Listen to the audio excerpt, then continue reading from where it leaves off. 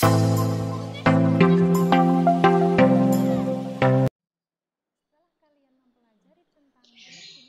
setelah kalian mempelajari tentang jenis-jenis usaha ekonomi di masyarakat, sekarang kita akan lanjut pada materi jenis usaha ekonomi.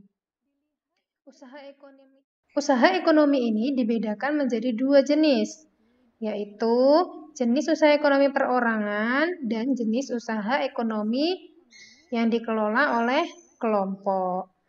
Sekarang kita akan pelajari apa itu jenis usaha ekonomi perorangan. Usaha ekonomi perorangan yaitu usaha yang dikelola secara sendiri. Usaha ekonomi ini memiliki modal terbatas dan biasanya dikelola secara sederhana. Contohnya usaha pertanian, ada usaha perdagangan, kemudian ada usaha industri kecil, dan usaha jasa. Sekarang kita akan bahas mengenai usaha pertanian. Usaha pertanian ini usaha yang sebagian besar usahanya dimiliki oleh petani itu sendiri atau secara perorangan. Biasanya memiliki modal terbatas dan lahan yang digarap petani biasanya terbatas. Contohnya lahan pesawahan, lahan tegalan, atau perkebunan. Kemudian ada usaha perdagangan. Usaha perdagangan ini dikelola secara perorangan, biasanya skalanya kecil atau sedang. Contohnya pedagang asongan, pedagang keliling, pedagang kaki lima yang sering kita temui di jalanan.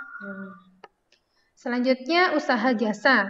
Secara umum, usaha jasa yang dikelola secara perorangan ini skalanya juga kecil. Contohnya usaha fotokopi, usaha bengkel, usaha potong rambut, atau penjualan pulsa. Selain itu tadi ada juga usaha industri kecil. Nah, biasanya dikelola oleh perorangan karena disebut juga dengan industri rumahan. Contohnya ada industri kerajinan tangan, pembuatan keramik, souvenir, anyaman, atau mebel. Nah, itu tadi jenis-jenis usaha ekonomi yang dikelola perorangan. Kemudian kita akan masuk jenis usaha ekonomi yang dikelola oleh kelompok. Usaha ekonomi ini dikelola secara bersama atau kelompok, baik secara modal, pengelolaan, maupun keuntungannya. Contohnya, yang pertama ada firma. Firma ini usaha ekonomi bersama yang didirikan oleh sekurang-kurangnya itu dua pihak. Nah, pendiri firma ini biasanya orang-orang yang sudah saling kenal atau sudah saling kenal satu dengan yang lainnya. Kemudian, setiap anggota firma ini memiliki hak untuk bertindak atas firma itu. Contohnya, usaha ini biasanya bergerak pada bidang pelayanan keuangan atau konsultasi hukum, notaris, seperti itu. Kemudian yang kedua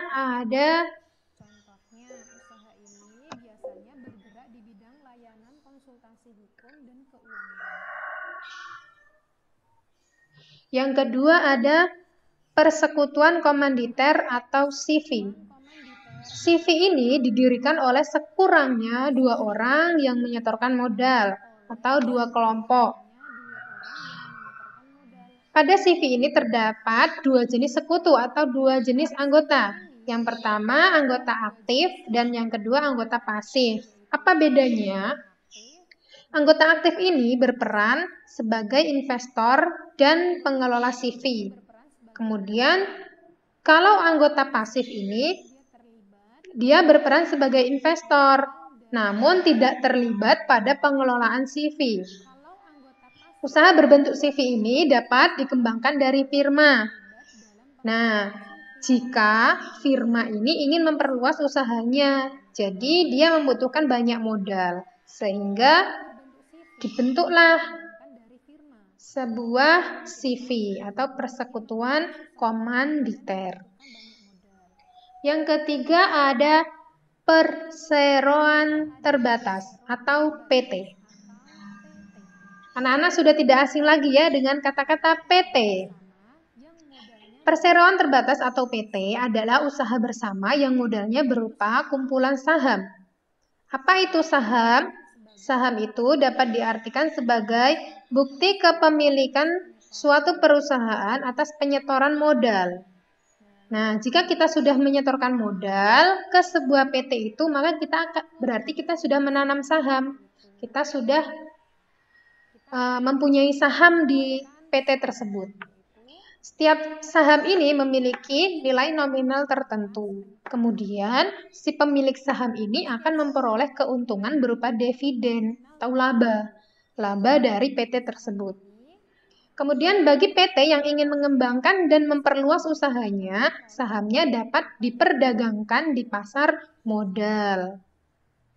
Yang keempat, itu ada BUMN atau Badan Usaha Milik Negara. Selain itu juga ada BUMD, Badan Usaha Milik Daerah. Apa bedanya? Jika BUMN ini bentuk perusahaannya, jika BUMN ini modal perusahaannya itu sebagian dimiliki oleh negara. Contohnya ada PT KAI, PT Kereta Api Indonesia. Selain itu ada Perum Peruri atau perusahaan percetakan uang negara. Kalau BUMD ini sebagian modalnya itu dimiliki oleh pemerintah daerah. Contohnya ada Bank Pembangunan Daerah atau BPD. Ada juga perusahaan daerah air minum, PDAM.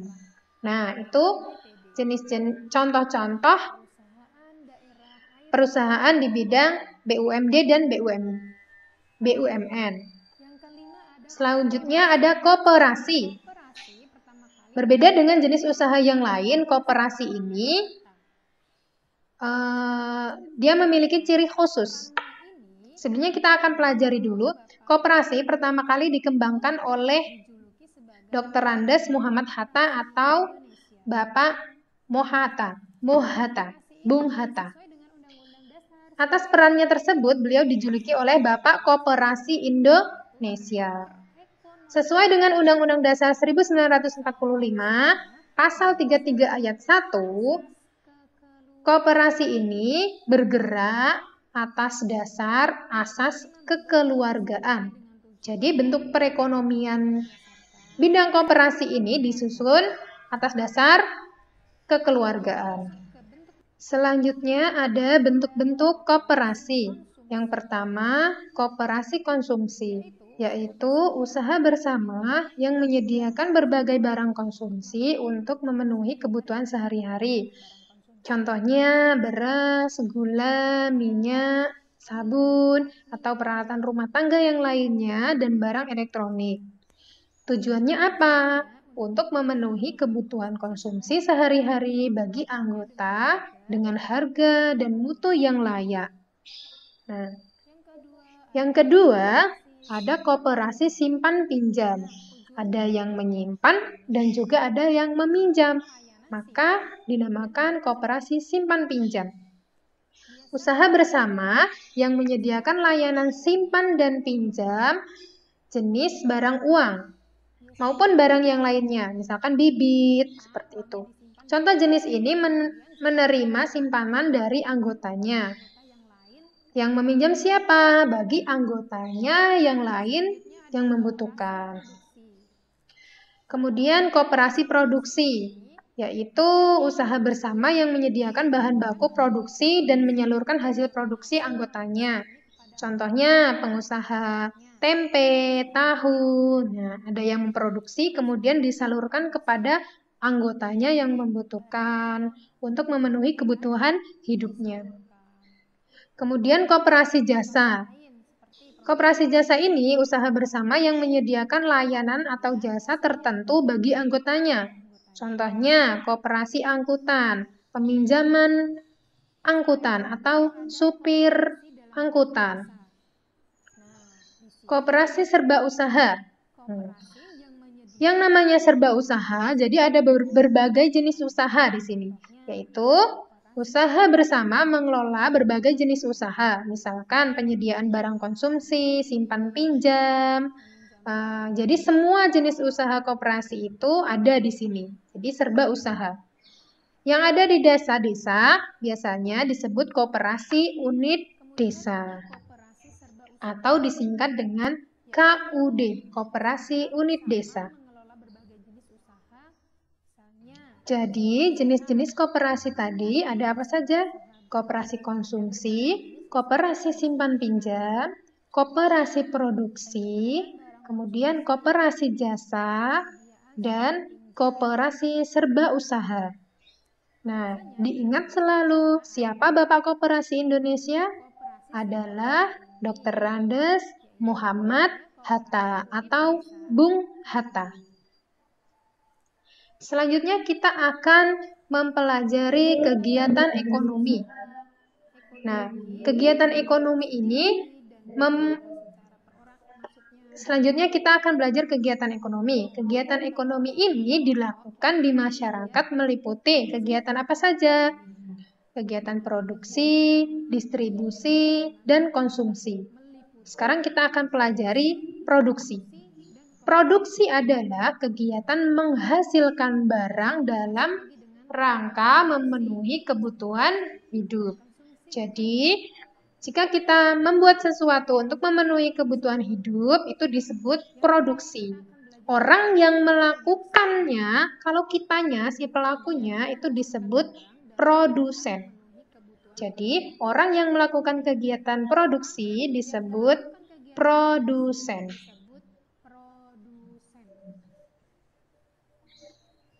Kemudian yang kedua ada distribusi. Distribusi adalah kegiatan menyalurkan hasil produksi dari produsen ke konsumen. Jadi, hasil yang sudah diproduksi tadi didistribusikan, disalurkan kepada konsumen, kepada si pembeli. Nah, orang yang melakukan kegiatan ini, orang yang menyalurkan barang-barang itu disebut distributor. Kemudian yang ketiga, orang yang mengkonsumsi sekarang. Nah, konsumsi itu apa sih? Konsumsi itu kegiatan menghabiskan atau mengurangi nilai guna barang dan jasa untuk memenuhi kebutuhan hidup. Jadi kalau kita membeli sesuatu, kita menghabiskan, memakan di warung. Nah, orang yang melakukan kegiatan konsumsi itu disebut konsumen. Nah, orang yang melakukan produksi disebut produsen. Orang yang menyalurkan, yang melakukan kegiatan distribusi disebut distributor. Nah, kalau orang yang mengkonsumsi disebut konsumen. Nah, inilah proses kegiatan ekonomi. Dari membuatnya, memproduksi, menyalurkan, disebut distribusi, kemudian membeli, konsumsi. Setelah itu kita akan belajar bagaimana cara menghargai kegiatan ekonomi orang lain. Nah, sebagai manusia, makhluk sosial, kita membutuhkan orang lain untuk memenuhi kebutuhan yang tidak bisa kita hasilkan sendiri, sehingga dapat diperoleh dari kegiatan ekonomi yang terlibat di dalam kegiatan ekonomi itu, sehingga kita melibatkan orang lain. Sehingga kita dianjurkan untuk menghargai kegiatan ekonomi orang lain. Sekarang Ustazah akan kasih tahu bagaimana, apa saja yang harus kita lakukan untuk menghargai kegiatan ekonomi orang lain itu. Perlu anak ketahui bahwa menghargai orang lain itu sangat penting. Karena kita sebagai makhluk sosial yang saling membutuhkan orang lain, agar selalu terciptanya persatuan dan kesatuan. Nah, inilah cara menghargai usaha orang lain. Yang pertama, kita tidak boleh merendahkan usaha atau pekerjaan orang lain. Nih, kita tidak boleh merendahkan orang lain. Yang kedua, kita tidak boleh mengganggu usaha atau pekerjaan orang lain. Tuh, tidak boleh mengganggu. Yang ketiga, kita tidak boleh merasa iri terhadap keberhasilan usaha atau pekerjaan yang dicapai orang lain. Justru jikalau orang lain itu berhasil, seharusnya kita termotivasi, harus lebih giat lagi, lebih baik lagi, seperti itu. Yang keempat, bersaing secara sehat jika kita memiliki usaha atau pekerjaan yang sama. Jadi tidak boleh saling mengejek, menjelekkan. Harus bersaing dengan baik, dengan jujur. Yang kelima, jika sudah sukses dengan usaha yang kita jalani, sebaiknya kita juga ikut membantu usaha orang lain agar mereka mengikuti keberhasilan kita. Jadi kita harus saling membantu, saling memotivasi, saling mendukung. Nah, itu tadi cara-cara menghargai usaha orang lain.